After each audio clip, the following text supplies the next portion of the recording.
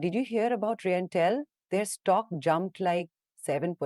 Yeah, I did actually. It seems they landed a pretty sizable order from Bharat Coking Coal, for about 78 crore rupees. Wow, that's a pretty big deal, right? I mean, what exactly are they going to be doing with that money? Well, the order is for an integrated IT based security infrastructure along with some related services. So basically, a tech upgrade for them. So, kind of like building a digital fortress, huh? Exactly. Yeah. It's like imagine a high tech security system, but on a much larger company wide scale. It's a pretty big project. That makes sense. And they're supposed to finish all this by when? August 25th, 2025. So they've got a little under a year and a half to get it done, I guess. Right. Seems like a pretty tight timeline. But then again, this is RailTel we are talking about, so they probably have it all planned out. You're right. And it's not the first time they've won big projects. I mean, just in November, their home internet service Railwire launched a new plan with bundled OTT content. Oh, yeah, I vaguely remember hearing about that. What was that plan all about? It was a plan called the Freedom Plan, and it included access to a bunch of streaming platforms plus a high speed internet connection. It's like getting your entertainment and internet all in one package. So, kind of like a bundled deal for TV and internet. Seems like everyone's doing that now. Right, exactly. It's all about making things more convenient. And RailTel is actually the first telco to partner with Playbox TV to include Prasar Gharati's new streaming platform, Waves, on their platform. That's interesting. So they are innovating with content as well, not just infrastructure. Exactly. It's not just about laying down tracks, it's about bringing the whole digital package to homes. It's quite forward thinking. And how has their financials been looking? I mean, besides the new order, what else has been going on with them? Well, their second quarter results for FY25 were pretty impressive. Operating income was up by 51% compared to the previous quarter,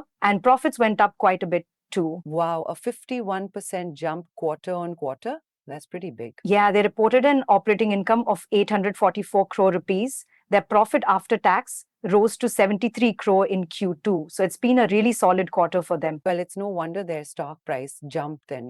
That kind of growth is always going to catch people's attention. Absolutely. And their total income for the half year ending September was also impressive, totaling at 1,440 crore rupees with a profit of 121 crore. Okay, so consistent growth. Got it. So they are consistently raking in more profit. Yeah, they are showing a 31% year-on-year growth in total income and a 14% year-on-year growth in profit. Those are definitely encouraging figures. And you know that they just achieved Navratna status too, right?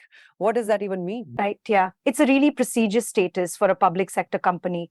It's like they've earned a gold star for their performance. So what's the big deal about getting Navratna status? I mean, what does it actually mean? It means they now have more autonomy and decision-making power.